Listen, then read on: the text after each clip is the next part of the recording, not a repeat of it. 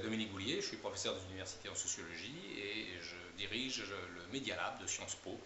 avec Bruno Latour. Alors ce sur quoi j'ai insisté surtout, c'est l'importance de l'économie de l'attention, comme on dit, et sur le fait que, vu la prolifération des informations qu'il y a sur Internet,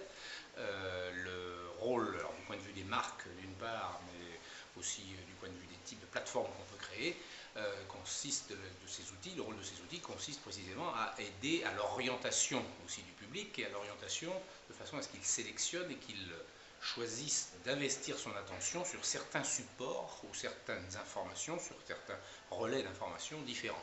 Et donc il y a deux types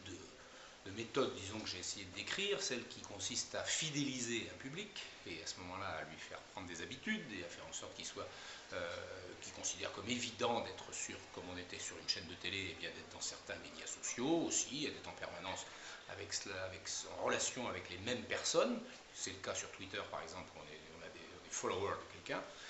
par exemple. Et puis aussi l'autre, qui n'est pas la fidélisation, qui est l'opposé, l'alerte, c'est-à-dire celle qui va fonctionner au coup d'alerte,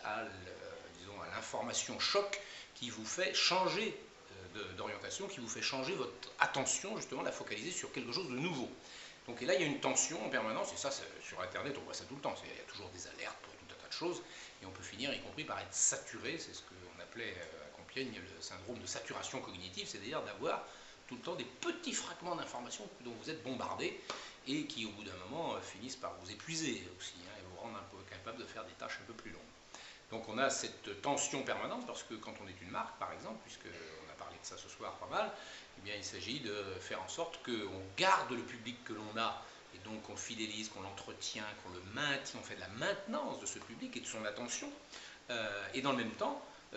il faut essayer de gagner de nouveaux publics, et y compris pour l'ancien public aussi d'ailleurs, il faut le garder éveillé, donc il faut le secouer, lui mettre des événements, lui montrer des images sottes, des idées nouvelles, etc. Mais le problème c'est que vous ne pouvez pas faire les deux réellement de façon équilibrée, donc à chaque fois il faut faire des choix, y compris choisir des plateformes sociales par exemple, qui vont être plus aptes à générer des bruits et une animation et un éveil de l'attention, ou d'autres qui vont être plus favorables au maintien de la relation, etc. Donc cette tension-là, c'était un peu l'objet de ce que j'ai dit, d'essayer de faire comprendre à quel point là, on est dans un enjeu stratégique à chaque fois, qu'il y a des politiques, de ce que j'appelle des politiques de composition de l'attention vis-à-vis des publics différents selon les objectifs que l'on a.